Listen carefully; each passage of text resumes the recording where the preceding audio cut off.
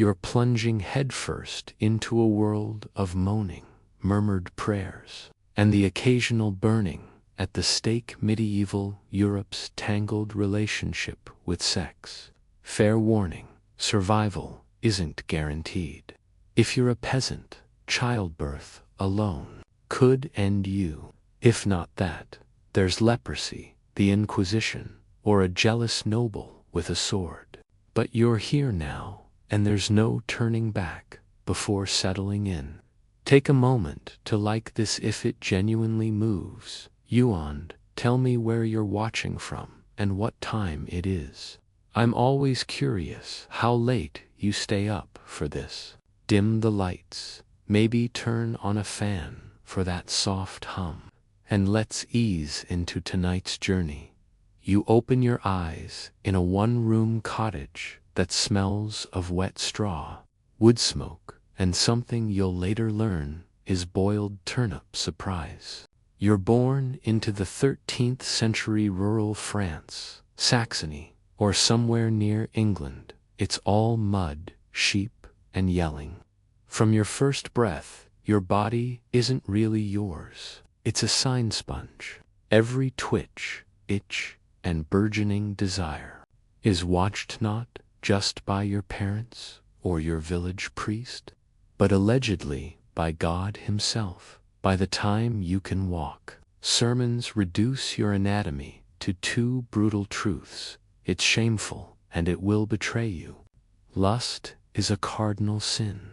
The devil conveniently loves hiding in warm places like between your legs.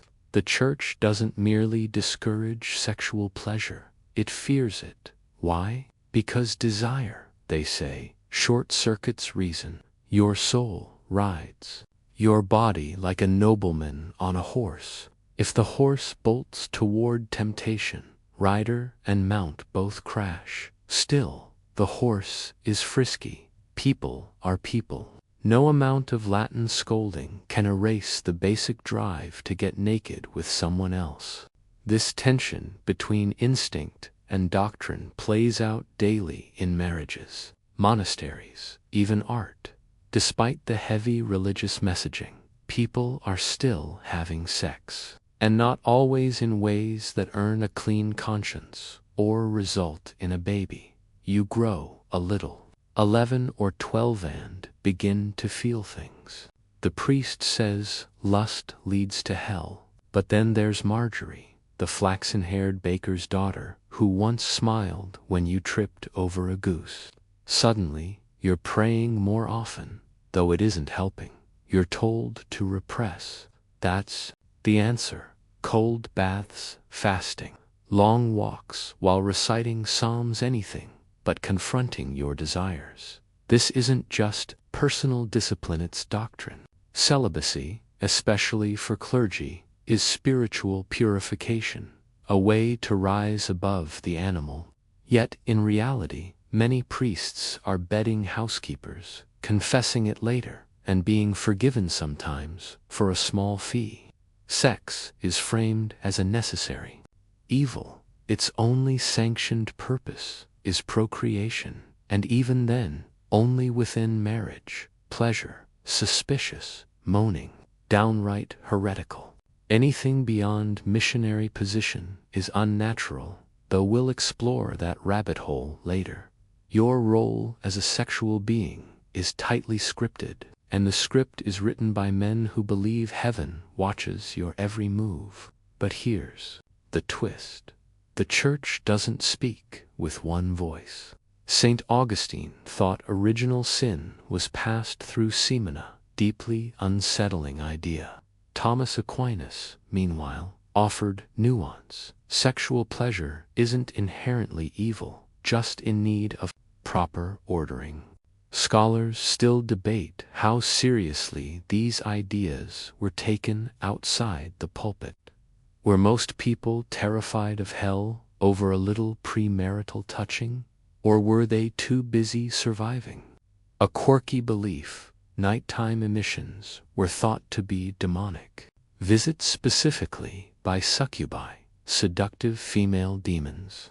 Wake up, sticky. Congratulations, you'd been ravished by a lusty she-demon. Priests had protocols for this: confession, fasting, and awkward chats with red-faced monks. Outside church walls, folk beliefs ran parallel.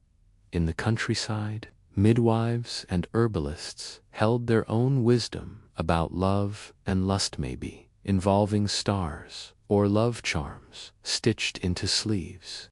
These weren't endorsed by bishops, but they persisted. Sometimes they overlapped. Priests used astrology to pick safe days for marital sex. Tuesdays, avoid them. Meanwhile, aristocrats composed steamy love poetry and commissioned art. That makes modern emojis look shy. Courtly love, the medieval romance genre, was essentially poetic yearning for someone you couldn't have, usually a married lady. Though texts claimed it was spiritual longing, there was plenty of heavy breathing between the lines. You're caught in a swirl of religious warnings, cultural contradictions, and inconvenient hormones. You're told to resist, abstain, walk the narrow path, but outside, whispered tales abound. Bathhouse rendezvous, monks sneaking out at night, secret trysts in barns and festival tents. Shame is demanded dead everywhere. Someone is giving in. That contradiction may be the defining feature of medieval sexuality, the endless tug-of-war between repression and reality. And if you think this is confusing now, just wait for inspections, animal trials, and why standing up sex might be a mortal sin are still to come. For now, sleep with one eye open. Your body is a battlefield, and the war has only just begun. The first time someone truly examines your naked body. It isn't romantic, it's medical, though medieval medicine is about as scientific as curing a cough with goat butter and prayer. You're on a stool, likely bare from the waist down. The room smells of old herbs, damp wool, and iron. The physician, possibly your town's barber, or just a man with many knives, is squinting at your urine in a glass vial like it's fine wine, and in a sense, it is. Urine was a key diagnostic tool for fertility, pregnancy, and bodily mysteries. Welcome to medieval sexual medicine. If you're a woman, you're more likely to be examined, blamed, or treated for anything involving sex or reproduction. Fertility is your burden. Can't conceive. It's your fault, not your husband's. Sperm was seen as a divine spark, distilled from blood and perfected by the male body. Your womb, a damp, moody cavern prone to wandering, hence hysteria. From the Greek for uterus, the doctor asks about your cycle, dreams, appetite for salted meat, melancholy moods. He consults a chart that resembles a zodiac crossed with a fever dream. If you're lucky, you get a drink of mashed figs and rue. If not, they might realign your womb with pessaries, sometimes garlic, sometimes boiled ants. Semen was treated like liquid soul. Men were warned not to waste a teach drop was precious.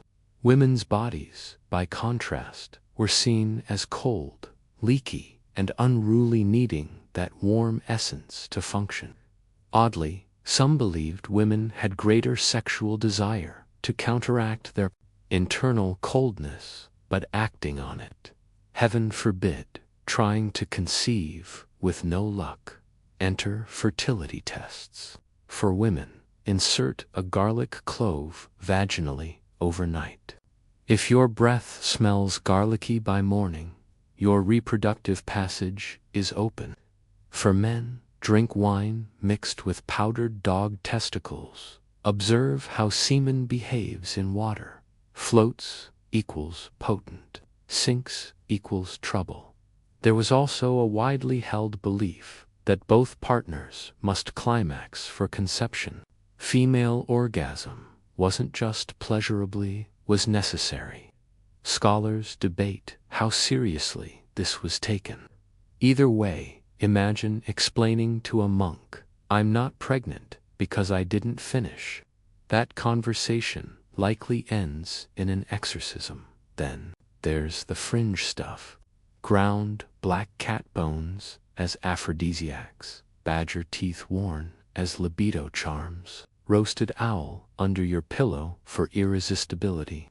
Herbalism was the respectable cousin of this chaos. Midwives knew plants that could regulate menstruation, aid fertility, or prevent pregnancy like pennyroyal, rue, and mugwort. But this knowledge blurred into heresy. A woman who controlled her body was powerful, and power in female hands was dangerous. This is the real fear humming beneath it all. Your sexuality, especially as a woman, is something to be managed, explained, punished. If your husband dies childless, rumors begin. Smile too freely, or wear your belt loose, whispers follow you home. And if you're a midwife, skilled with herbs, that's 3 steps from being called a witch. 2. If someone dislikes you by your teens, you've learned your body is full of signs for others to interpret. You're not just surviving famine or war, you're navigating a minefield of expectation, doctrine, and superstition, all tied to your genitals. It's exhausting, yet you find moments of rebellion. A lover's touch in the loft, a charm sewn into your underdress, laughter with other girls while the physician fumbles with garlic tests. In these stolen moments, your body becomes yours again briefly. The deeper truth, despite the ignorance, medieval people were trying. They wanted answers, cures, understanding. They just lacked microscopes or comprehensive sex ed. They had ancient texts, folk remedies, and trial and error, mostly error. So next time you complain about WebMD or awkward doctor visits, imagine being diagnosed by the taste of your spit or the mood of your belly button. You'd kill for a pamphlet, but all you've got is a monk with a urine vial and way too much interest in your humors. You're 15, or 13, or 11. It doesn't matter. No one asks how you feel. You're getting married. That's just how it is. Your parents have been bartering for weeks, maybe a goat, maybe land. If you're lucky, you've met your spouse once. If you're really lucky, they don't smell of spoiled onions and still have most of their teeth. This is the age of arrangements, not romance. Love is a side dish. You exist as a social and economic asset. For girls, your value lies in your womb, functioning reproduction, decent dowry, clean reputation. Forget love letters. Think pig bartering and blanket negotiations. Marriage doesn't always mean immediate sex. Canon law permits marriage at puberty 12 for girls, 14 for boys, but consummation might be delayed, especially if you're still scrawny. Sometimes you move in with in-laws and wait. Other times, the bedding ritual is real. After the feast, you're paraded into the chamber by family and friends. Laughter, teasing, songs, even thrown nuts or slippers. It's history's most awkward group effort to ensure the marriage is sealed. Then the door closes. You're left with your spouse, probably drunk, definitely terrified. Worst part, you have no idea what to do. If you're a girl, no one explained sex beyond it will hurt, but it's holy. If you're a boy, you've pieced it together from farm animals and dirty jokes. No one talks about pleasure or nerves. You're expected to just figure it out in the dark. For women, the first time isn't private, it's public. Virginity is fetishized. In some communities, blood-stained sheets are displayed as proof. No blood. Rumors spread. In politically important marriages, you might face examination by grim matrons or accusations of deceit. Some women fake blood with animal parts or pricked fingers. Medieval folks didn't understand hymens. Men aren't expected to be virgins, but they must perform. If a groom fails, the marriage may be annulled. In some places, he's dragged before a church court and asked intimate questions about his erections.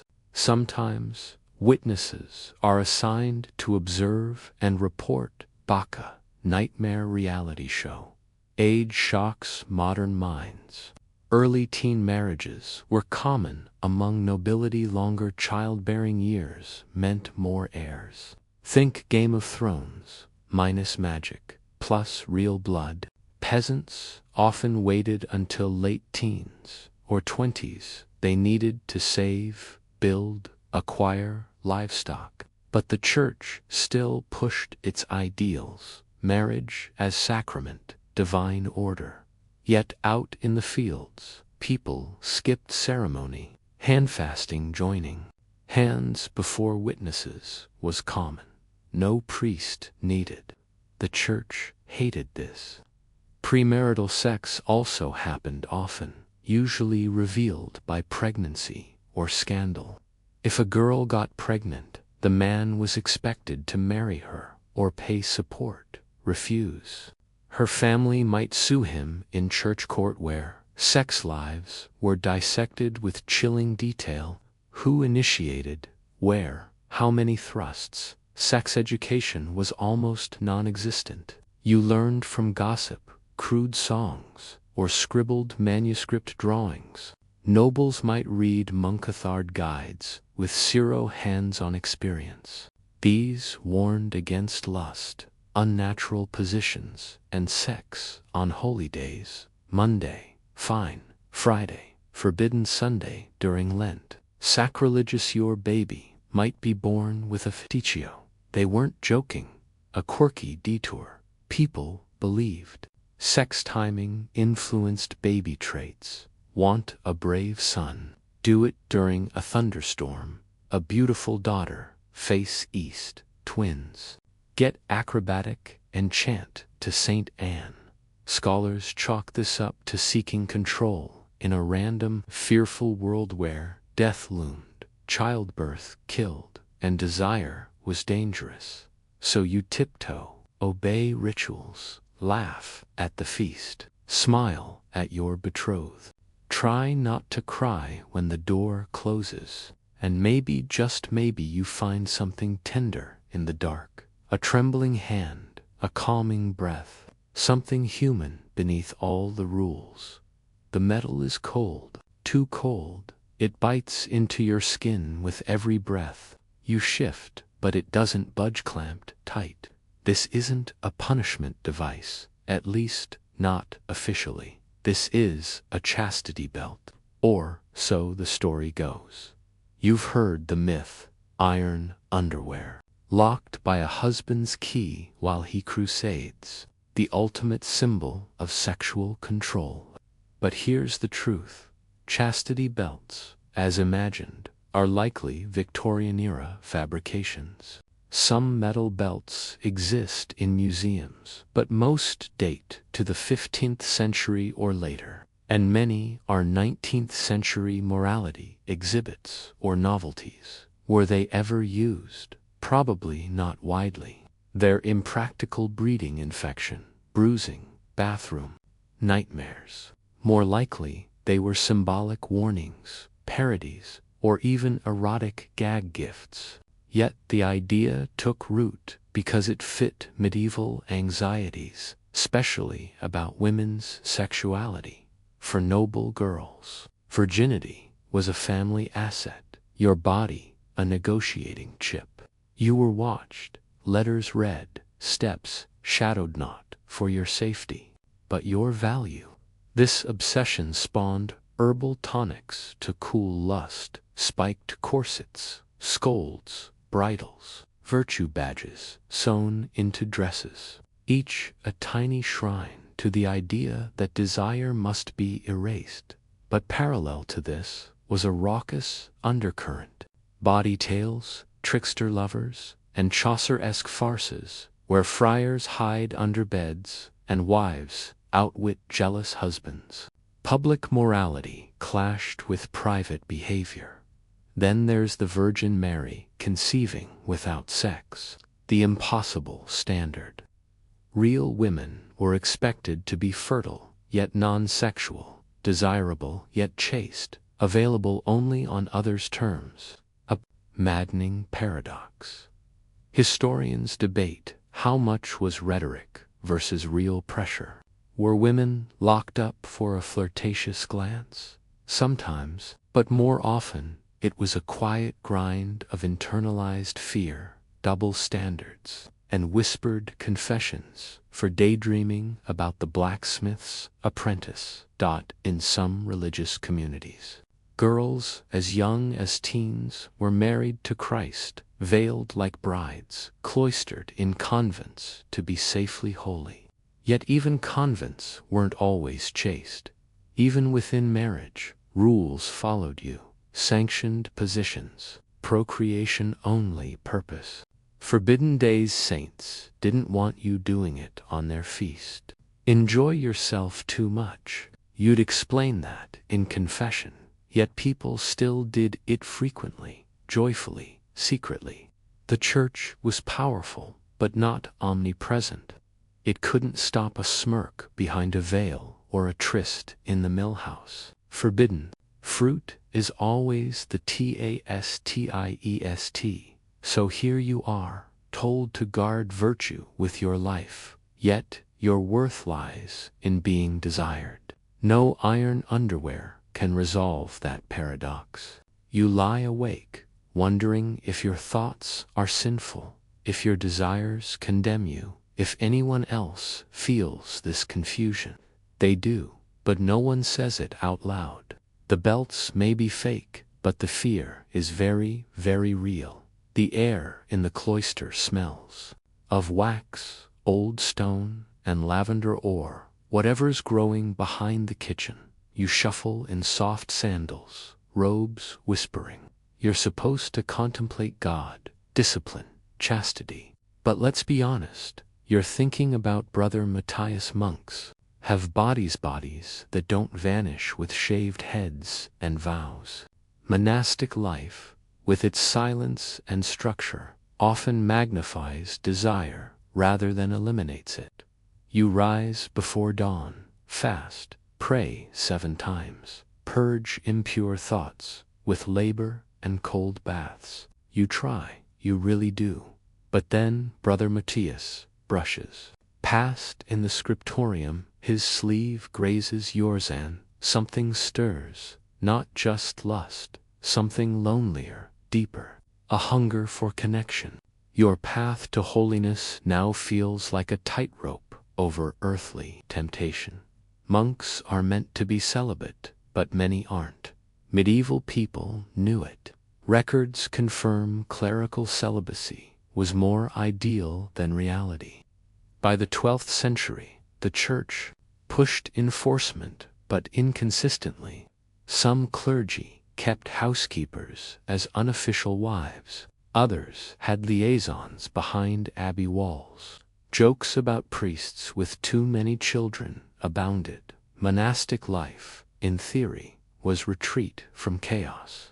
In practice, it was a pressure cooker, dozens of men, isolated, tightly scheduled, suppressing every urge. Suppress something long enough, and it doesn't disappear. It mutates, finds cracks, so you confess a lot. The confessional becomes both safety valve and trap.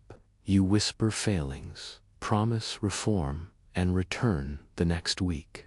Regular confession led to strange dynamics. Confessors digging for specifics about fantasies, self-pleasure, nocturnal emissions, part guidance. part surveillance. Sometimes something else. Scandals emerged, monks confessing in ways that blurred into emotional or physical entanglement. Intense spiritual friendships developed so passionate they raised suspicion. Was it love? Lust? Even monks couldn't always tell. But monasteries weren't dens of sin.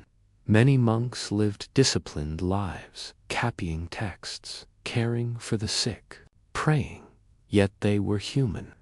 In manuscript margins, you find odd drawings, naked figures, animals acting human, even erect monks. Not always sexual sometimes, just weird. But their presence speaks. The inner monastery wasn't always as holy as it appeared. Brother Matthias comes to your cell after complaints. He wants to discuss the Psalms. He lingers, touches your hand. The contact burns through your resolve. What happens next depends on you and your fear of being caught. The church had rules. So many rules. A monk caught in a sexual relationship, especially with another man, faced penance, expulsion, or worse. Yet enforcement varied. Some superiors looked away. Others were involved themselves. PayPal letters document centuries of clerical misconducts. Exploitative, not just consensual. Same-sex desire wasn't viewed through a modern lens. Language differed. Relationships were framed as spiritual failure or misdirected affection, not identity. Medieval people didn't categorize desire in tidy boxes. A quirky warning. Some monastic texts cautioned against too much eye contact. Long gazes, sitting too close, singing too sweetly then. Offering a fluffy cushion could spark temptation.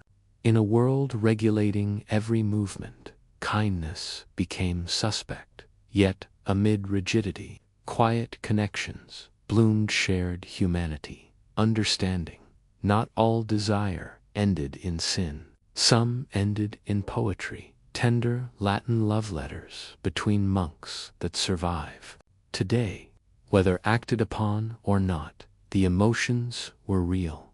You begin to wonder, perhaps holiness and humanity aren't so opposed after all. To understand that the monastery isn't a place where desire disappears, it's where it's refined, reframed, hidden, and occasionally it erupts, messy, inconvenient, and entirely human.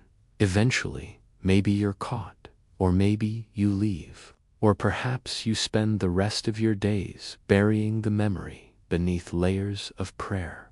Either way, you carry it with you. You prove that even in the most sacred spaces, the body still speaks. And sometimes, in the dark, it whispers someone else's name. You're sitting in the back of a candlelit chapel. The back of a candlelit chapel, head bowed, trying to focus on the Latin droning from the pulpit.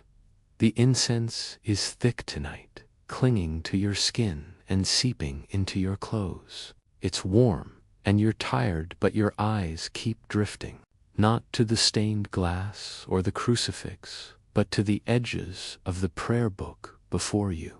What do you find there, nestled beside the Psalms and sermons? A doodle, but not a flower or decorative swirl. No, this is unmistakably a penis, possibly walking on legs, possibly fondling another penis. Welcome to the strange and absolutely unhinged world of medieval marginalia. You might wonder what kind of monk spends hours copying sacred texts only to add erotic scribbles in the borders. The answer, a bored one, a cheeky one, a human one.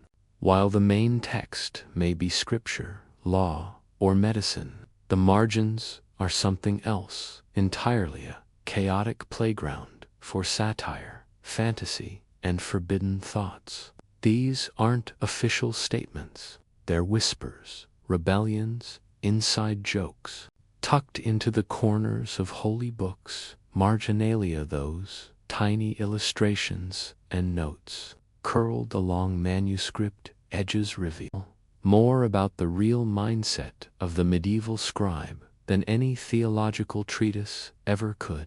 The church upheld moral standards, yes, but meanwhile, Brother Aidan was drawing two monks mooning each other in the margins of a treatise on divine punishment. The contradiction is almost too perfect. Some of the art is absurd. Knights jousting with snails, monkeys dressed as bishops, naked people riding geese. But a surprising amount is overtly sexual, men with grotesquely exaggerated genitals, women doing things with trees that should never be done with trees, and yes, even animals, caught in compromising positions. This wasn't confined to one rogue monastery. Such illustrations appear across Europe, from England to France to Italy. Different styles, different texts, same bizarre energy. What gives? Were these monks secretly perverts? Not necessarily. Think of it as a release valve. When your life revolves around copying holy text in enforced silence 4 hours each day, your mind wanders. The margins become a space where that wandering turns visual, and it wasn't always monks. By the late Middle Ages, secular scribes and artists increasingly produced booksome hired by nobles, others working in urban scriptoria with a guild-like atmosphere where humorous kind flourished. Erotic marginalia wasn't a threat to orthodoxy. It was low-key rebellion, an acknowledgement that the world isn't as tidy and pious as the main text claims. Not everyone was amused. Some church leaders railed against immoral art in sacred books. But cracking down was hard when the offending material was hidden in margins and often so bizarre you couldn't decide if it was sinful or just confusing. Here's a quirky historical fact. One manuscript shows a nun harvesting penises from a tree, picking them like ripe pears. No one knows what it means. Fertility, power, a joke, maybe just a weird fantasy inked while the supervisor wasn't looking. Scholars still debate it, a polite way of saying they're baffled but trying to sound academic. The weirdest part, these images often sit beside deeply religious text. A full-page illumination of the crucifixion, and just 2 inches below, a rabbit wielding a sword fights a naked man. The juxtaposition is jarring and fascinating. It suggests medieval people didn't compulsively separate the sacred and the profane. Perhaps they understood better than we do that life is both, that faith and desire, awe and absurdity, holiness and horniness coexist, sometimes literally, side by side. And let's not pretend literacy was widespread. Most couldn't read these manuscripts, but they could understand images. A racy sketch or visual joke could be shared, pointed at, laughed over in the scriptorium. The audience wasn't just the noble patron who commissioned the book, it was the scribes, illuminators, and binders who handled it daily. So here you are, a scribe in your 20s, tasked with copying the Rule of St. Benedict by page 12. Your hand cramps, and your mind drifts to the girl from the bakery, the wandering friar with the deep voice, or something less noble entirely. Before you know it, your quill dances too freely. Maybe it's just a face peeking from a flower. Maybe it's a naked backside tucked into the O of omen. It's subtle, playful, but it's yours. Centuries later, someone finds your doodle and stares, laughing, squinting, trying to decode its meaning. And in that moment, you're connected. Across time, space, and language not through doctrine or dogma, but through shared weirdness. Not all marginalia is sexual. Some is just delightfully strange.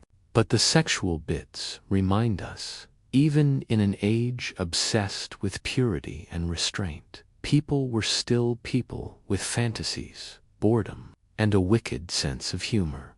This imagery wasn't confined to books. You'll find similarly cheeky carvings in cathedrals under pews, on misericords, the little wooden shelves monks leaned on during long services. Imagine kneeling in prayer and glancing down to see a carved figure mooning you from beneath the bench. That's not an accident. It's centuries-old lowbrow comedy hiding in plain sight. Scholars still argue, was it humor, warning, mockery, education?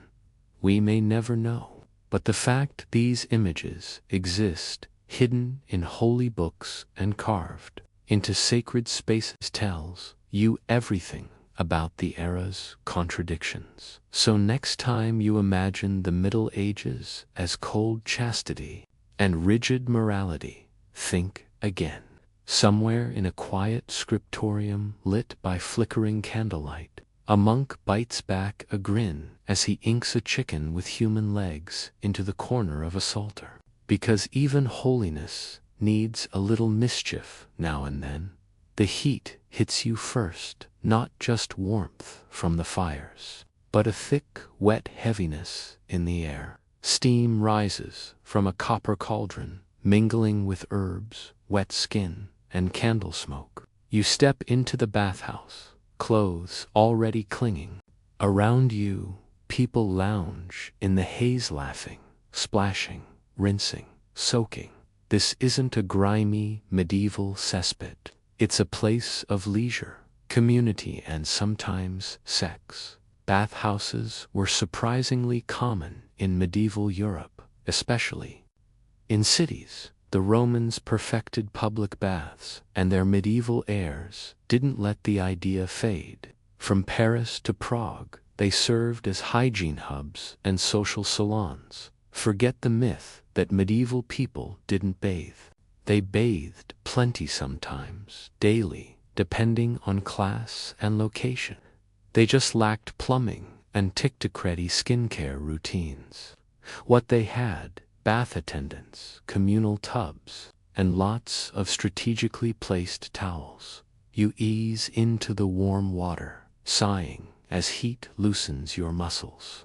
Across from you, someone naked, smiles and bothered. They ask where you're from. Maybe it's flirtation, maybe just conversation, because, here's the thing, medieval bathhouses were spaces of disarming intimacy. Everyone's exposed. Nakedness isn't taboo, it's just part of the scene. Not all bathhouses were the same.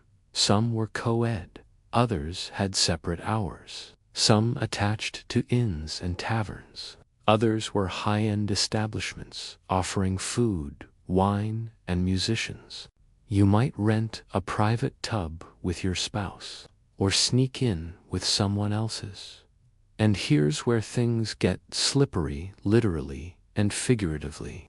While many bathhouses were strictly for cleaning, others gained reputations for carnal services, a soak, a massage, and, well, you know. The line between public bath and brothel wasn't always clear.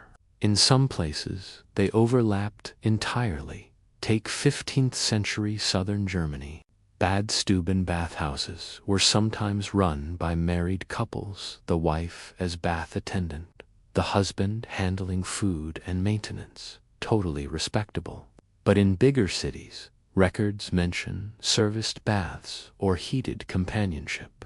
Men entered with a towel and left with damp hair and a guilty look. Town officials often turned a blind eye, especially if taxes were paid and noise stayed low. The church, though, was deeply suspicious. A place where bodies were visible and even celebrated. Scandalous. Sermons warned bathhouses were gateways to damnation, where hot water turned cool virtue into boiling sign. But that didn't stop anyone. After days knee-deep in livestock and social expectation, an evening in a hot bath with wine and company was worth the risk of eternal fire. Now there's lavender in the steam. Someone pours warm water over your shoulders.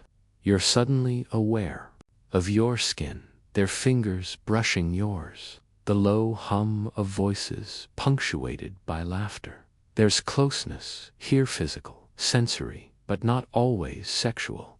Sometimes the bathhouse is simply a place where touch is safe, where you're not judged, measured, or sermonized. You're just human, warm, floating, yet your eyes catch two figures slipping behind a curtain at the far end. They don't return.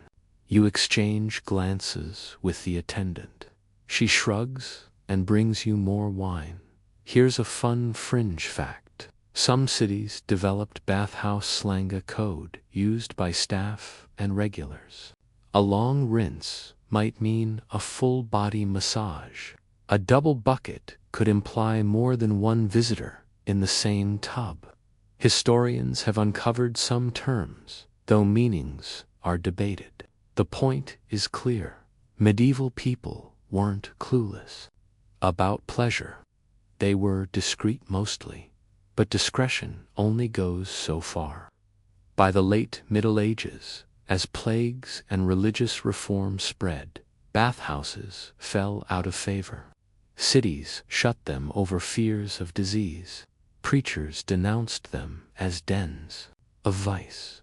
With Protestantism came new sexual anxiety. Public bathing, once normal, began to seem indecent, unsanitary, immoral.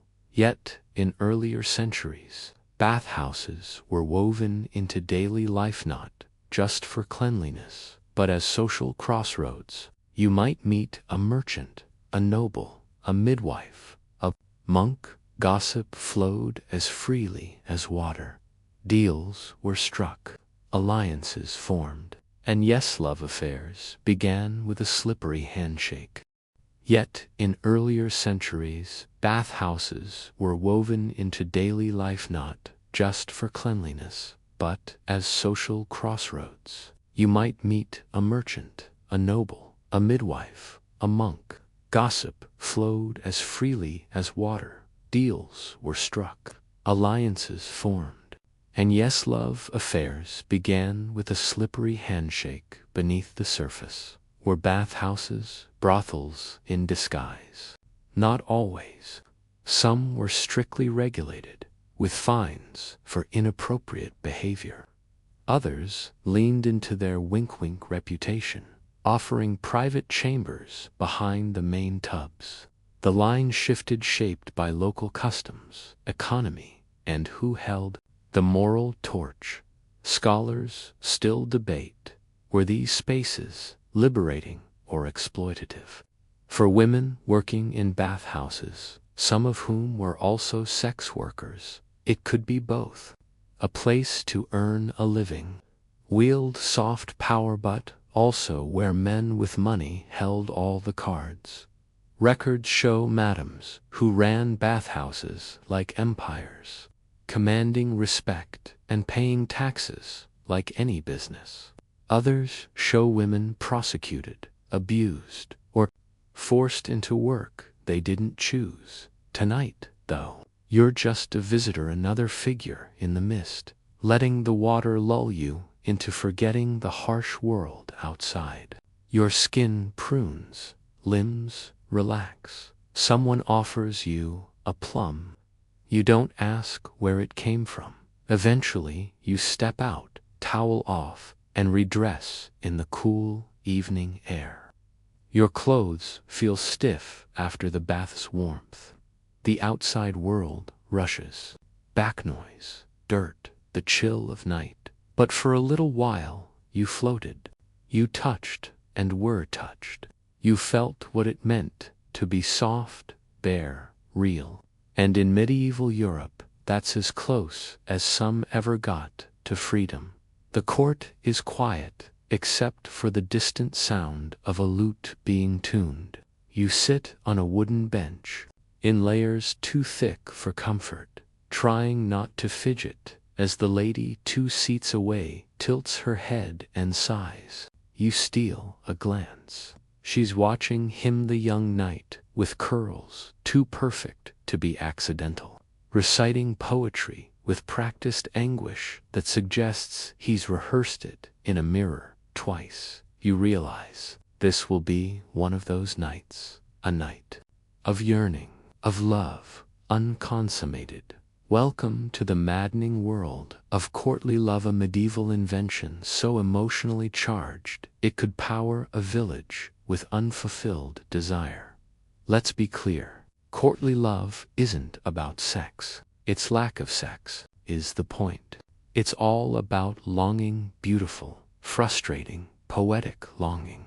It's a game with rules designed to keep you just close enough to burn, but never close enough to touch. The object of your affection is always socially or morally above, usually married, often untouchable. The thrill isn't in getting them, but in wanting them so well that your suffering becomes art. Poets were obsessed. Troubadours and trouvers wandered courts from France to Germany, singing of idolized women and hopeless yearning. A lady smiles. That's a week of verses. She drops her glove. You'll wear it into battle. She lets you watch her eat fruit. You'll weep under a tree for 3 days. Love here is spiritual warfare. You fall on your metaphorical sword repeatedly and, if lucky, she grants a secret smile in return. But don't mistake this for innocent puppy love. These poems, when read closely, are deeply erotic, not explicit, but charged. Every glance is loaded. Every graze of hands a crisis. A knight might describe his lady's ankle with such intensity, you'd think it had gravitational pull, yet the message is always the same. Desire denied is more powerful than desire fulfilled. Historical fact: Andreas Capellanus, a 12th century chaplain at the court of Marie of Champagne, wrote De Amor on Love, a bizarre, often satirical manual outlining courtly love's rules. Gems include: marriage is no excuse for not loving, and a true lover always trembles. Part parody, part guidebook, entirely bonkers, but revealing how people talked about love, even if they didn't live by it. Why invent a system designed to torture everyone? Partly because it was safe, especially for noble women, in a world where your body, marriage, and future were controlled by others. Courtly love offered emotional power. You received poems, glances, tokens. You could reject advances with grace or verse. You reigned over an imaginary kingdom where hearts, not lands, were conquered. It was rare agency, but there's more. Courtly love served as social glue. It taught etiquette, structured interactions, helped chaotic noble courts maintain elegant tension. Affairs may have happened behind closed doors, but in public, everyone played the game. Everyone longed, sighed, recited. If you didn't, you were boring. Later that night, the lady passes you a token, a ribbon, a ring, a folded note. Your heart races. It's nothing and everything. You can't speak of it, can't act on it, but it lives under your tunic, against your skin, enough to fuel you through 100 dull winters. Quirky fringe detail. Some courts staged mock trials of love. People presented cases. My lady ignored my song for 3 days, and I suffer grievously. Noble women often presided, delivering verdicts. These love tribunals blended satire and emotional politics, like Judge Judy, but litigating heartbreak, with rhyming metaphors. Not everyone bought it. Satirists rolled their eyes. Clergy condemned it as emotional adultery dressed in fancy language. Others saw it as dangerous, a gateway to real affairs, political instability, or worse, poetry. Which brings us to the real debate. Did people actually live this way, or was it literary fantasy? Scholars still argue. Some say it was mostly fiction, a poetic ideal, rarely practiced. Others point to letters, gifts, and inconvenient love children as proof people took it seriously. The truth likely lies in between. People performed courtly love even if they didn't believe it, like Instagram, but with more embroidery. So here you are stuck in a system where love is everywhere but always out of reach, where touching a dress hem means more than intimacy, where emotions are high stakes, currency and silence speaks louder than words. It's beautiful, exhausting, and it doesn't end when the music stops. You walk back to your chamber, her ribbon tucked beneath your shirt, already composing your next stanza. Maybe tomorrow she'll smile again. Maybe she'll nod as you pass. Maybe she'll write back. Or maybe she won't, and you'll suffer beautifully, because in courtly love, the suffering is the point. You wake to boots in the hall, and a knock that isn't really asking permission. The door swings open and there he is, the Lord. Or maybe the reeve, the steward, sent on his behalf. Either way, they've come for your wife, or your daughter. Or maybe just your silence, because the man who owns the land under your feet believes he holds certain rights, whether legal or assumed. Tonight, he's acting on them. Welcome to one of medieval sexuality's most unsettling rumors. Droit du Seigneuritha, Lord's right. You've likely heard the phrase, the idea that noblemen had the legal right to sleep with a peasant's bride on her wedding night. The thought is grotesque, a mix of power, sex, and feudal entitlement. But was it real? Historically, no concrete law in medieval Europe codified this practice. No parchment declares, "Thou shalt hand over thy bride." Yet the rumor persists, fueled by literature, legend, and the painful truth that in a hierarchical world, powerful men didn't need laws to do terrible things. They had impunity. So while there may have been no legal right, there was very much a reality, a culture where noblemen wielded sexual access as another tool of control. It wasn't about lust, it was about ownership. A man who taxed your harvest, commanded your labor, and hanged you for stealing bread might also take your wife. And what could you do? File a complaint. Marriage was sacred, but so was property. And to a lord, you were both. Some lords offered protection in exchange. Others framed it as tradition. Your father, the church, condemned all sexual acts outside marriage. And even within marriage, it demanded restraint and moderation. Yet it also recognized sex as a necessary evil, essential for procreation, but dangerously seductive. Pleasure was suspect, often branded as the devil's playground. You find yourself caught in a web of desire and discipline, sin and salvation. Here's a historical fact. The Summa Confessorum, a widely used manual for priests, contained detailed guidelines on how to interrogate penitents about sexual sins. Priests were encouraged to ask pointed questions, sometimes even listing potential transgressions, allowed to prompt confession. The goal was total transparency. No sin, however shameful, should remain hidden. This intense scrutiny created strange dynamics. Confessors sometimes functioned as the era's closest thing to sex therapists. Penitents sought advice on navigating marital relations without offending God. Was it permissible to enjoy sex if you were married? How often could you engage without sinning? Which positions were acceptable? And did your thoughts during intercourse matter? Spoiler: yes, very much. The confessional was a paradox, a space of both judgment and relief. You might unburden yourself and receive absolutional, be sentenced to humiliating penances, fasting, pilgrimages, wearing special badges, or public shaming. The graver the sin, the harsher the penalty. A quirky, fringe fact: some confessors kept sin charts to track common offenses.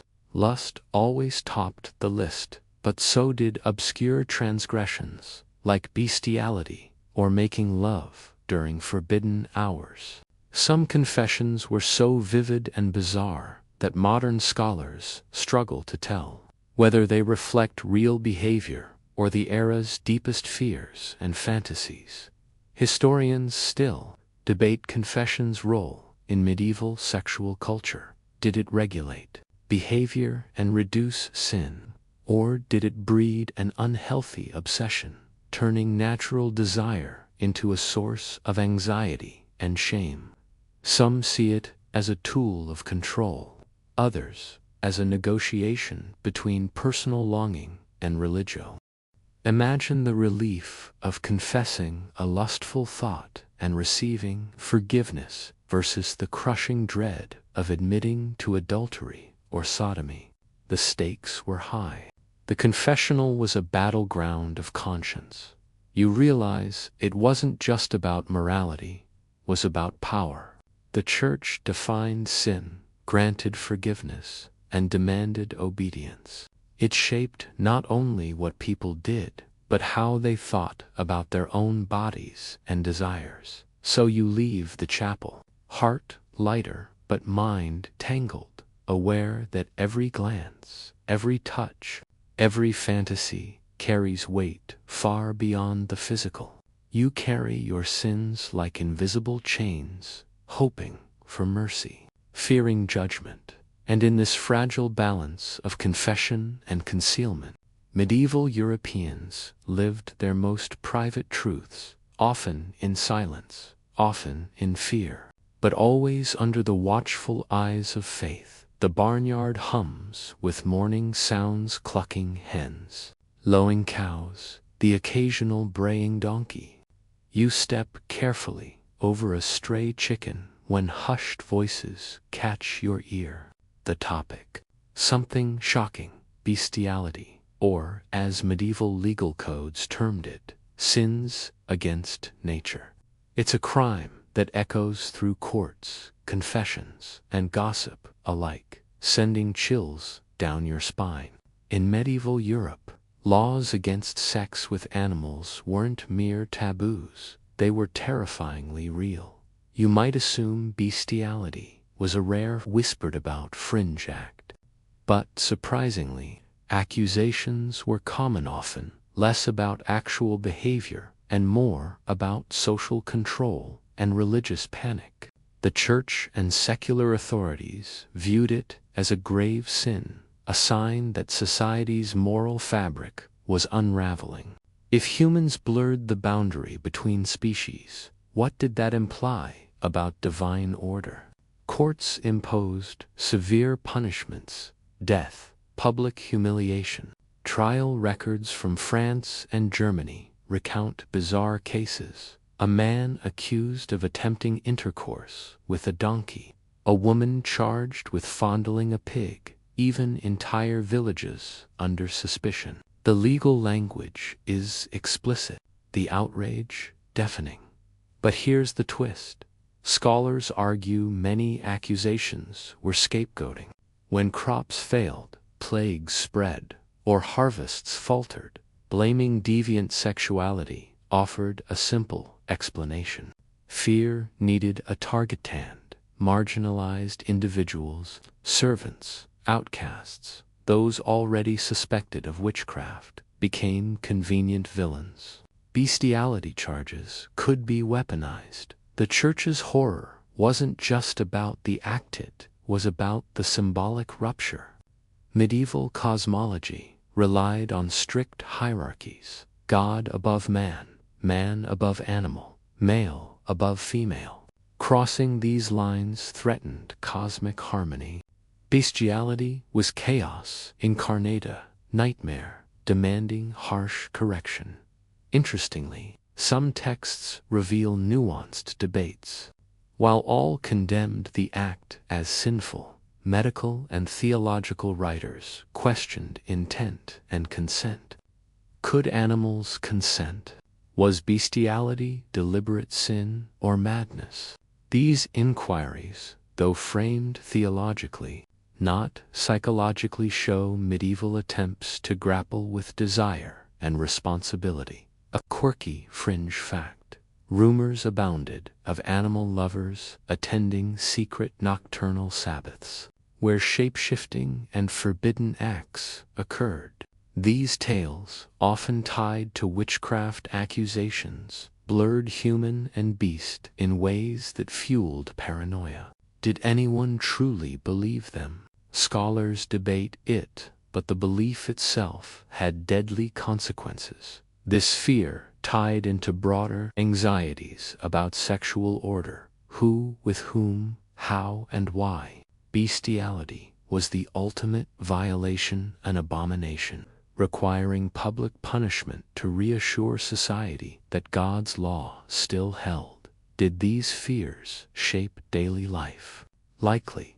Farmers may have avoided certain animals. Children probably heard cautionary tales. The boundaries of acceptable desire were policed not just by courts, but by stories, sermons, and communal shame. Medieval sexuality wasn't just about love or lust, it was about power, control, and fear. The rules were strict, but enforcement could be brutal and arbitrary. And sometimes the scariest sins were the ones you didn't expect. You shake off the unease and move on. Chickens clucking behind you. But the barnyard's whispers linger, a reminder that in medieval Europe, the line between human and animal desire was one of the most fiercely guarded and most feared boundaries of all. The night is cold and strange. As you lie down, sleep pulling you under, a peculiar sensation washes over you. You dream you're flying naked, free-soaring over fields and forests toward a dark gathering deep in the woods. It's a Sabbath, they say, a witches' meeting, where women dance with demons, seduced by succubi and incubi, who drain their life and fertility. You wake, gasping, heart pounding, certain something unholy visited you. Welcome to the wild world of medieval witchcraft and its peace-filled mythology. In medieval Europe, witches weren't just cauldron-stirring hags. They were figures entangled with sexual fears, anxieties, and fantasies. Tales of nocturnal flights and Sabbaths often featured erotic elements that both terrified and titillated. Accused women were believed to have had illicit encounters with demons, acts that granted them power but damned their souls. The Church portrayed witches as heretics who betrayed God through these perverse unions.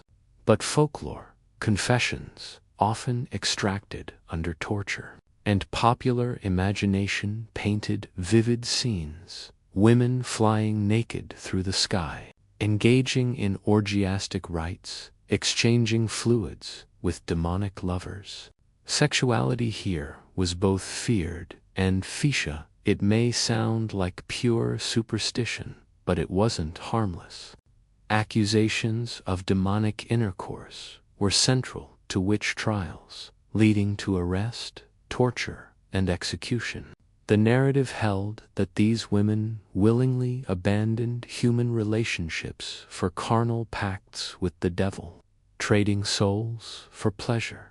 The Church used this to justify brutal repression. Historical fact: the Malleus Maleficarum Hammer of Witches, published in 1487, devoted extensive attention to witches' sexual crimes. It described how demons assaulted women, how they participated in nocturnal gatherings, and how these acts fueled their power and sin. This manual helped ignite centuries of witch hunts across Europe, but scholars debate whether common people truly believed these stories, or whether confessions were products of coercion. Some argue the sexualized imagery of witchcraft was propaganda, a way to demonize female sexuality and justify persecution. Others see it as reflecting genuine fears about uncontrollable desire and social upheaval, a quirky fringe fact. Some accounts claimed witches could shapeshift into black cats, hares, or other creatures to escape detection or carry out mischief. This blurring of human and animal reinforced anxieties about boundaries between man and beast, male and female, sacred and profane. The fear of female sexuality as dangerous, uncontrollable, and linked to evil had deep roots. Women's bodies were battlegrounds, not just for personal virtue, but for the community's spiritual health. Yet amid the terror, some women may have reclaimed power through healing, herbalism, or quiet defiance. Tragically, many paid with their lives. You pull the blankets tighter, the images of night flights lingering like shadows. In medieval Europe, sex wasn't private, was a battlefield of fear, power, and myth. And sometimes, the most dangerous sins were the ones dreamed in the dark. You pull your cloak tighter against the chill as you wind through narrow medieval streets. Lanterns flicker in the fog. Laughter spills from a tavern.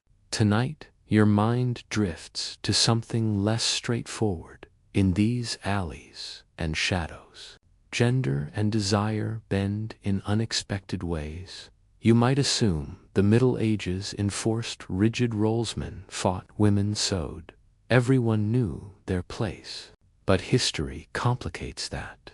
People have always pushed, blurred, or shattered societal lines. Medieval records show men dressing as women and women as men, not just for festivals or theater, but for survival, love, or rebellion. Imagine a woman donning men's clothes to access education, work, or escape abuse, or a man wearing female attire to perform or navigate a world where his identity didn't fit binary boxes. These acts were risky. Law often punished cross-dressing as deceit or moral corruption, yet the practice persisted, sometimes openly during festivals, other times in secret. Joan of Arc is a famous example. She wore male armor, not just for practicality, but as symbolic defiance, and was condemned in part for it. Her story reveals how gender presentation carried immense social and political weight. Then there are quieter tales: female husbands in court records, women who married other women while living as men. Some cases ended in scandal, others in quiet acceptance. Historians debate how common this was, but it reveals a surprising spectrum of medieval gender and sexuality. A quirky historical fact: during festivals like the Feast of Fools, cross-dressing was celebrated.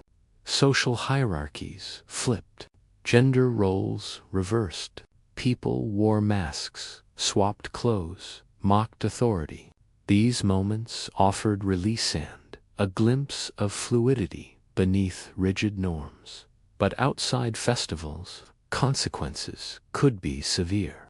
Laws linked cross-dressing to sexual immorality, heresy, or fraud, threat to divine order. Theologians warned it led to lust, deception, and chaos, yet reality was messier. People lived, loved, and expressed themselves in ways that defied classification. This leads to a major scholarly debate. How do we interpret these behaviors? As early expressions of transgender identity or queer desire, or as practical disguises? Medieval people lacked our modern language for gender and sexuality, so any interpretation is like assembling a puzzle with missing pieces. Some argue for continuity with today's experiences. Others caution against projecting modern categories onto the past. There's also evidence of same-sex relationships hidden in literature and You pause, watching actors perform a body play with gender-bending roles.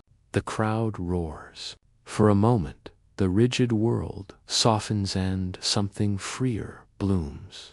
In medieval Europe, gender and sexuality weren't fixed. They were fluid, contested, sometimes playful, behind stern faces of authority, behind sermons and laws.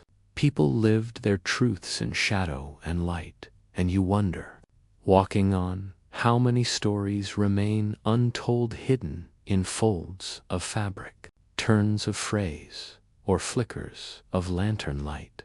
You step through a narrow doorway into a world pulsing with noise, heat, and scent, where desire is traded as openly as bread. Welcome to the medieval brothel. Here, sex is business, survival, and scandal. Madams rule with shrewdness and grit. Their walls echo with laughter, moans, and clinking coins. It's not just a den of iniquity, it's a regulated part of urban life. You might assume brothels were underground and illegal. Not always. In cities like Paris, London, and Venice, they were often licensed, taxed, and policed by authorities. Sex work, while morally condemned, was seen as inevitably necessary outlet to contain male lust and protect respectable women walking the streets. You see women of all ages, some forced, many choosing this life, others somewhere in between.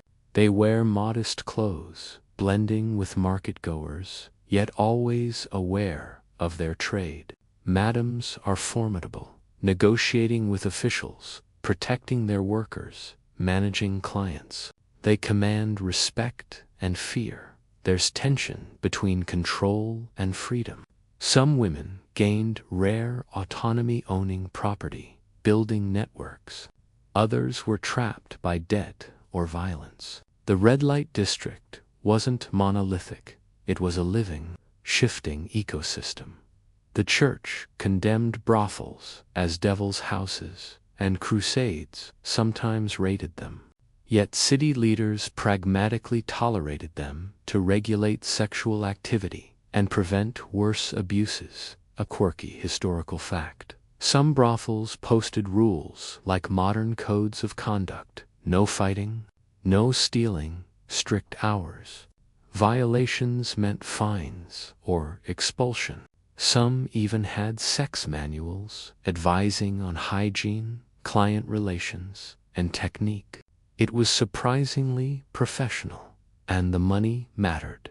Brothel taxes funded city walls. Churches, even your local cathedral. Your taxes, in a way, paid for the right to indulge. But there was risk, disease, especially syphilis later on, arrest, fragile reputations. Still, some women built careers, even famed through their trade. She's a businesswoman, protector, sometimes mother figure. Her authority is real, often more effective than law. You overhear negotiations for a nobleman seeking discretion, willing to pay handsomely. Silence is golden here. Scholars still debate, were brothels empowering or exploitative? Did they offer refuge when none existed? The truth is tangled, like the alleys you just walked, stepping back into the cool night. You're struck by the contrast, vibrant, risky life inside versus strict morality preached outside. Medieval cities lived with this tension daily. Sex here is business. Sex here is survival. Sex here is a story of power, resilience, and human complexity. And as you walk away, you carry the echo of laughter and footsteps behind locked doors, reminders that desire, like life, always finds a way. You find yourself in a quiet, candlelit chamber. Beeswax and parchment scent the air. On the table lies a worn manuscript, a sex manual from 1272. The topic: natural way to make love. Medieval ideas about sex. Positions were surprisingly specific and deeply moralistic. First, the missionary position reigned supreme. Church and medical authorities agreed, man on top, facing the woman. Why? It mirrored divine order and ensured conception. Anything else was unnatural, dangerous, sinful. Physical posture reflected spiritual hierarchy. Deviation was rebellion against God's law. Imagine the frustration of couples craving varieties, but not without fear. Sins against nature, anal sex, oral sex, exotic positions were condemned as mortal sins, threatening both soul and society. Medical texts warned they caused sterility, disease, even madness. The body was a sacred temple. Sex, a ritual to be performed correctly. Historical fact. The Ars Amatoria, inspired by classical texts, advised timing and position for conception, but within strict bounds. Avoid holy days. Avoid menstruation deemed unclean. Some positions supposedly boosted fertility, but only if acceptable. Yet folk traditions often contradicted doctrine. Rural couples used creative approaches, herbal aphrodisiacs, charms, alternative positions, believed to ensure healthy children. These practices lived in shadows but persisted, a quirky, fringe fact. Some medieval medical manuscripts included explicit illustrations of couples in various positions, sometimes with humorous captions or exaggerated expressions. These rare images suggest curiosity about pleasure wasn't entirely suppressed, just carefully coded. This debate reveals broader tensions: control versus desire, doctrine versus reality. Sex wasn't just about reproduction, it was about power, obedience, identity. By policing how couples made love, authorities aimed to shape entire societies. Imagine medieval newlyweds fumbling in the dark, guided by manuals written by celibate monks. Fear of sin mingled with hope for life under God's and the community's watchful eyes. So next time you hear missionary position, remember, it's not just a cliché. It's a centuries-old prescription for divine order. And yet, behind closed doors, human nature had its own agenda. The heavy wooden door creaks as you enter the convent courtyard. Garden herbs, candle wax, and ancient stone scent the air. You expect silence, devotion, prayer, strict chastity. But behind those walls, veils concealing faces, reality is far more complex. Nuns weren't just pious angels. Sometimes they were quite wild. Welcome to the surprising, occasionally scandalous, Secret life of convents. Yes, many women lived in true celibacy, devoted to God, but vows don't erase human nature. Crowded together, cut off from the world, nuns formed intense bonds, emotional, spiritual, sometimes physical. Records and whispers tell of nuns in passionate relationships with each other. Some were framed as spiritual friendships, deep attachments that could include physical affection. Others sparked scandal, punished by penance or exile. The Church officially condemned sexual activity in convents, but enforcement varied. Some abbesses turned a blind eye, others cracked down brutally. Yet evidence suggests chastity wasn't always absolute.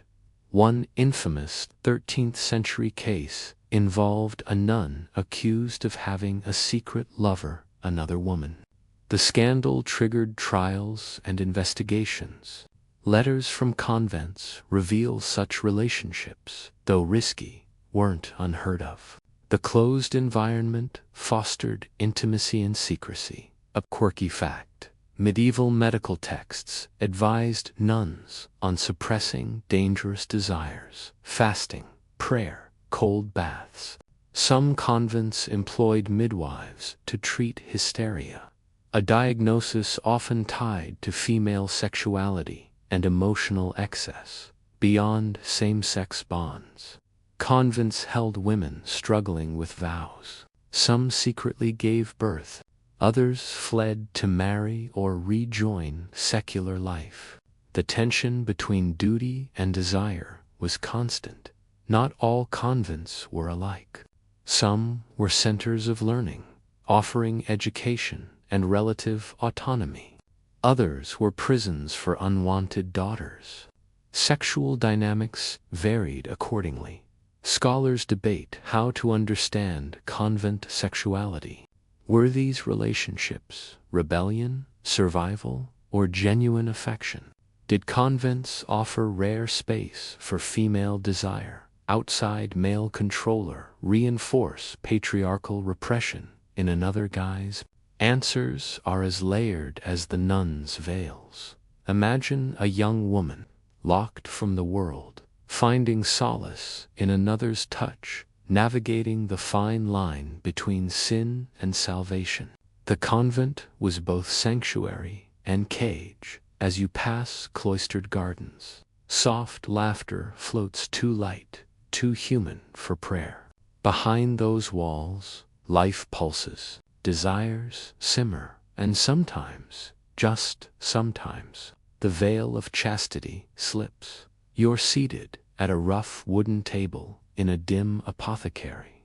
The air is thick with crushed herbs, honey, and something faintly musky. The apothecary, a wiry woman with sharp eyes, hands you a small vial of greenish liquid and whispers, "Drink this before you meet your beloved tonight."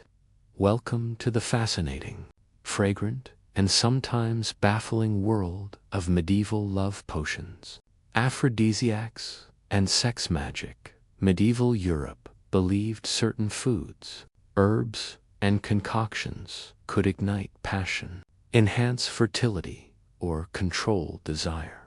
Apothecaries and folk healers occupied a liminal space, part healer, part mystic, part trickster. Some remedies drew on generations of botanical knowledge. Others blended superstition, astrology, and fantasy. Classic ingredients included mandrake, root said to scream when uprooted, powdered pearls, rose petals, and snakeskin. Recipes demanded precise timing, mixing under a full moon or during specific planetary alignments to summon love, attract a partner, or spark uncontrollable lust. Historical fact: Venus's wine, a blend of herbs and spices, was believed to invoke the goddess of love. Love cakes infused with desire kindling. Herbs were exchanged as secret tokens between lovers. But the line between remedy and witchcraft was thin. The Church condemned many potions as heresy. Women accused of brewing love spells risked charges of maleficium, harmful magic, persecution, scorn, or death. Yet the allure never faded. These potions also reflected humoral theory. If passion was cold, a potion could warm the blood. If desire raged too fiercely, another could calm it.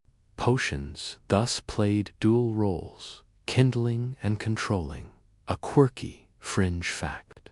Some recipes called for truly bizarre ingredients: powdered beetles, dragon's blood resin, not ACT, or actual physical remedies. Some argue the placebo effect was powerful. Simply believing in a potion's magic could boost confidence and attraction. Others emphasize the real pharmacological properties of certain herbs, which could genuinely influence mood and libido. You imagine sipping the potion, the bitter taste lingering as hope and anticipation rise. Does it work? Maybe. Or maybe the real magic lies in the belief itself, the shared secret, the trust, the thrill of desire made tangible. In a world where open discussions of sex were taboo, these potions offered a discreet way to navigate love's mysteries, an alchemical bridge between the spiritual and the carnal. As you leave the shop, the vial tucked safely in your cloak, you can't help but wonder, is love a matter of the heart, the body, or just a little bit of magic? You slip behind the heavy velvet drapes of the royal chamber. Candlelight glows softly on tapestries depicting distant battles and courtly banquets. The air carries lavender, cedarwood, and something faintly spicy perfume, perhaps. Or the residue of whispered secrets. This is where the sex lives of kings and queens unfold far from the prying eyes of commoners and chroniclers. And trust me, behind those gilded walls, things are far messier and far more fascinating than dry history books suggest. Royal sex was never just about pleasure. It was power, diplomacy, and survival wrapped in silk sheets. The primary goal: producing legitimate, healthy heirs to secure dynasties, inheritances, and alliances. Failure wasn't merely personal, it was political suicide. Queens were scrutinized for fertility, like athletes before a championship. Kings, too, were expected to demonstrate vigor, sometimes with a court physician on standby, to assess performance and potency. But royal bedrooms were anything but private. Servants, ladies-in-waiting, and physicians often orchestrated the royal duty. Midwives and doctors advised on timing, positions, and even diet to enhance fertility. In some courts, the king's sexual encounters were scheduled with military precision. You might think such formality would kill romance. Yet courtly love and politics often intertwined. Monarchs exchanged letters full of coded passion, poetry, and longing, even if actual encounters were brief and functional. Some indulged in affairs. Others remained devoted. Jealousy, meanwhile, was a royal sport of its own. Historical fact: Henry VIII's struggle to produce a male heir led to multiple marriages, mistresses, and ultimately the English Reformation, one of England's most tumultuous political upheavals. Behind his grand palaces, bedroom politics reshaped history. Royal sex also involved bizarre rituals. In some courts, marriage beds were blessed in public ceremonies, with witnesses ensuring consummation. In others, blood-stained sheets were displayed as proof of the queen's virginity, peasant customs scaled to regal proportions. A quirky fringe fact: monarchs used exotic aphrodisiacs, powdered pearls, gold dust to ensure vitality and desire. Others wore talismans or special rings believed to boost potency. The royal bedroom blended superstition, medicine, and realpolitik. Scholars still debate how much agency queens truly had. Were they cunning players in their sexual and political lives, or pawns in a male-dominated game? Letters and diaries suggest a spectrum. Some queens wielded influence with skill. Others were victims of circumstance. Imagine the pressure. Every kiss could decide a kingdom's fate. Every touch weighed against the future of a dynasty. The royal bed was both throne and battlefield. So next time you assume medieval sex was simple or uniformly oppressed, remember the intricate dance of power, desire, and duty behind palace walls, where history's greatest dramas unfolded, not just on battlefields, but under the covers. You slip quietly through a shadowed alley, heart pounding, glancing over your shoulder with every step. The outside world is loud and public, but here, hidden in the folds of medieval cities, a secret language hums, a code of glances, gestures, and whispered words that connect those whose desires society demands they conceal. This is the clandestine life of queer love in medieval Europe, where same-sex desire existed, but rarely dared breathe in open air. Same-sex relationships were dangerous.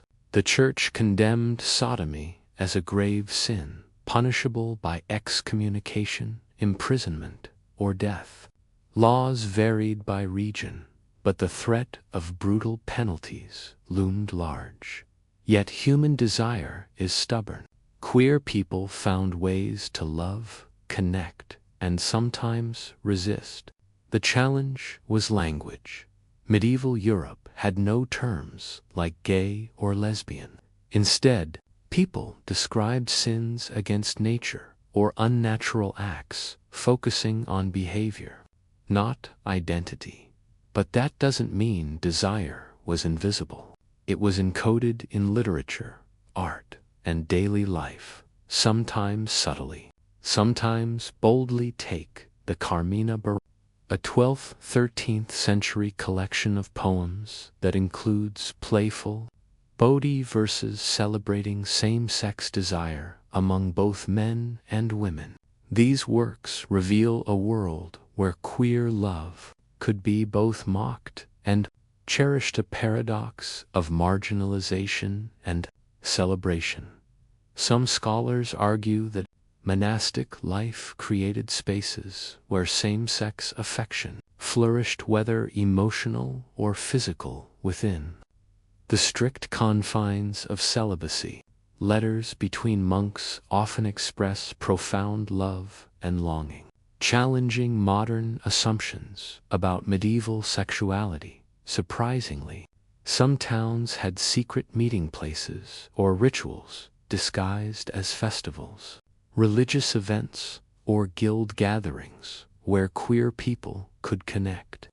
These were lifelines, spaces where coded signals, certain flowers, colors, or accessories announced identity and intent without words. A quirky historical fact: lovestones were believed to possess magical powers to attract same-sex lovers. Pilgrims sought them out, hoping for companionship in a world that condemned their love.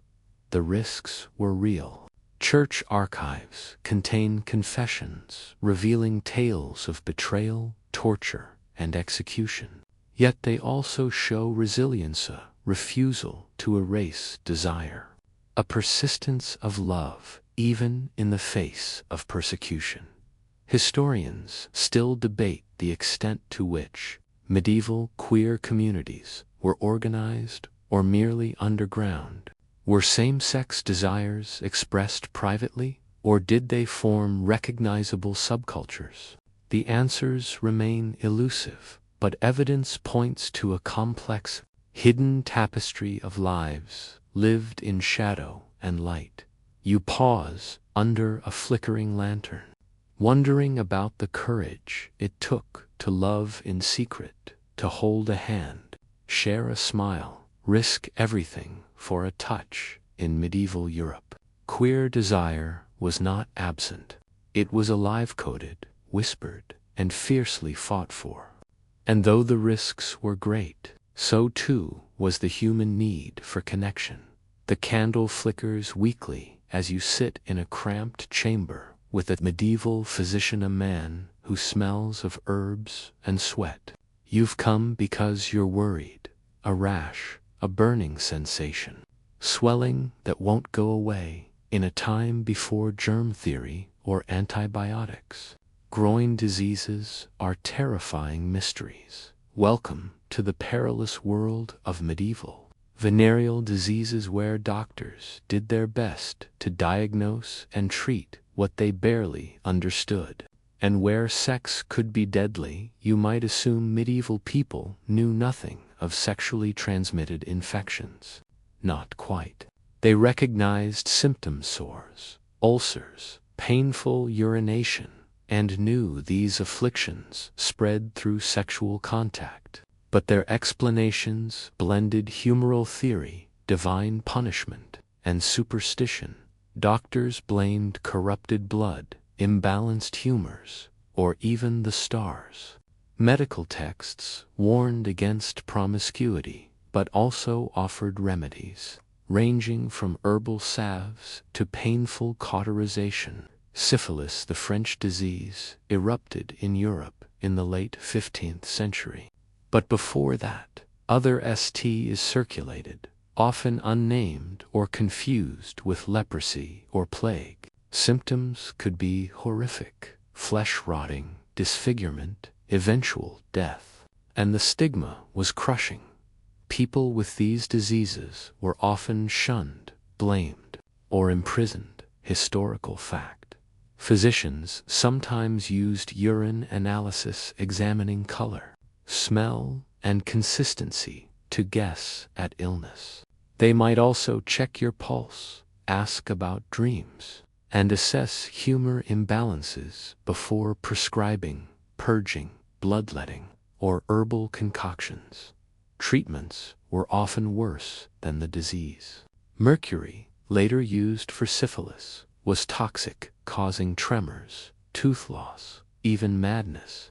Other remedies included poultices made from animal parts, dung, or bizarre herbal mixtures. A quirky fringe fact: some texts recommended bathing in rosewater or wearing amulets to ward off infection.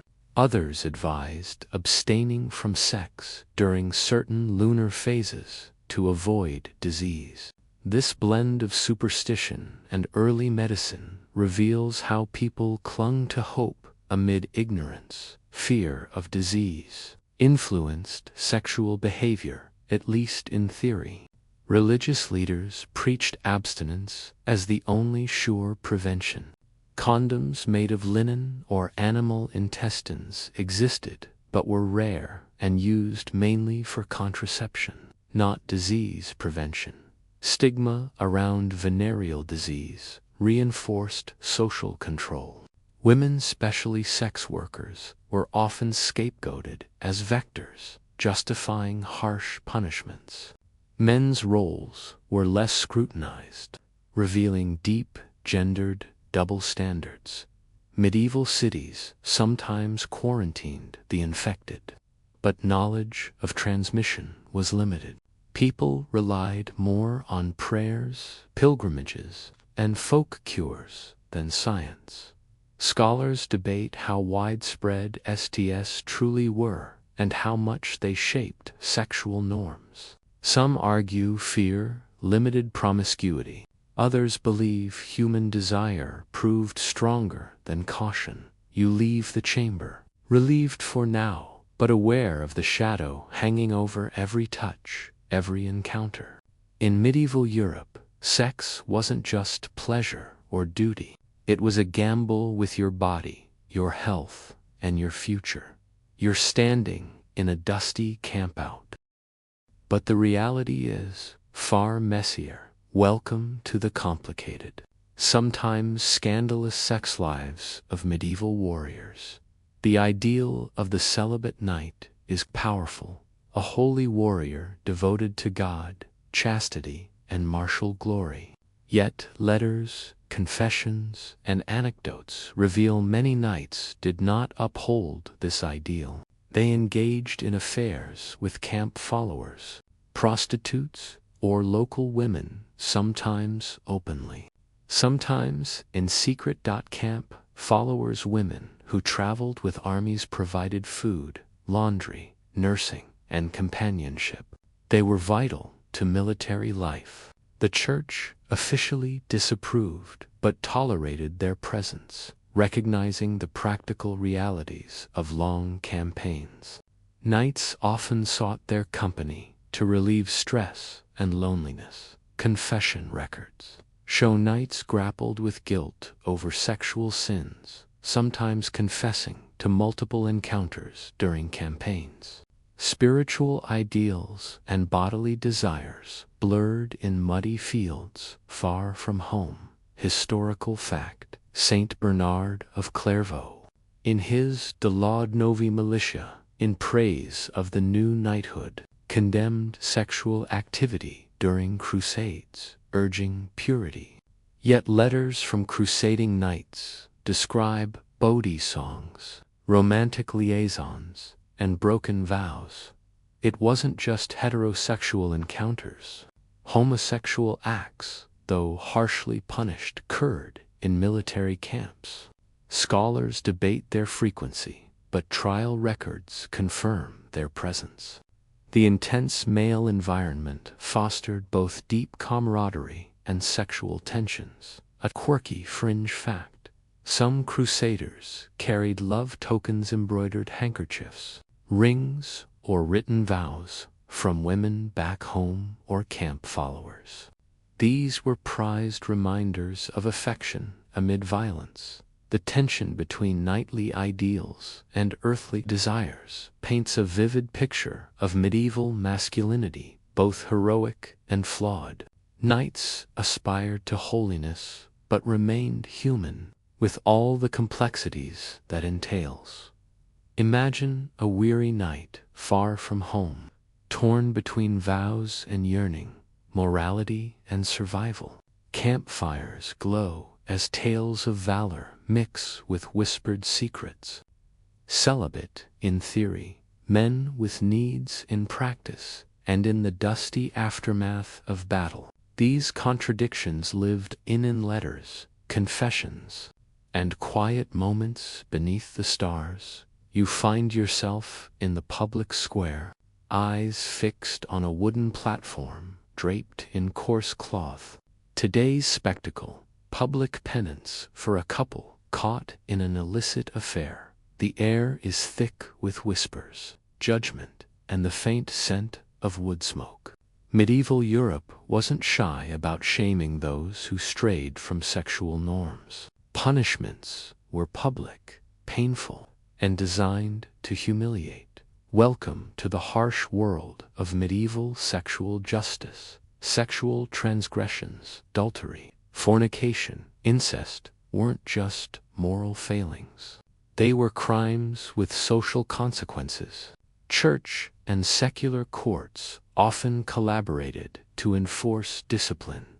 When scandal broke, the guilty might be dragged to the square, stripped of dignity, and subjected to humiliations meant to deter others.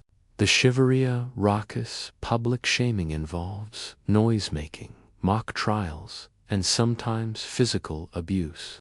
Adulterers were paraded with signs declaring their sin, forced into humiliating clothing, or made to perform acts of contrition before the whole town. In extreme cases, sexual sins led to whipping, branding, or execution. Women bore the brunt. Accused women might be locked in stocks, have their heads shaved, or be banished. Men faced punishment, too, but often less severe, reflecting deep gendered double standards. Historical fact: in some regions, penitential theaters reenacted sinful acts as public correction, blending morality plays with real justice. These performances reinforced community norms, mixing entertainment with discipline. The confessional also played a role. Some sinners received public penances, pilgrimages, wearing special garments, or carrying crosses to demonstrate repentance. The goal wasn't just punishment, but reintegration, yet public shaming could backfire. Gossip sometimes strengthened bonds among the marginalized, and some used penance as a path to redemption, becoming moral exemplars. A quirky fringe fact: some towns employed sin catchers, officials who investigated rumors of sexual misbehavior, acting as early moral police. These figures wielded power, often sparking fear and resentment. The line between sin and crime was blurry. Sexual behavior was entwined with social order, honor, and power. Punishment was as much about control as morality. You watch the couple kneel, faces flushed with shame, voices barely audible as they confess before the crowd. Their story becomes a warning etched into communal memory. In medieval Europe, sex could condemn or redeem, and the public square was the stage where society's values played out in full view.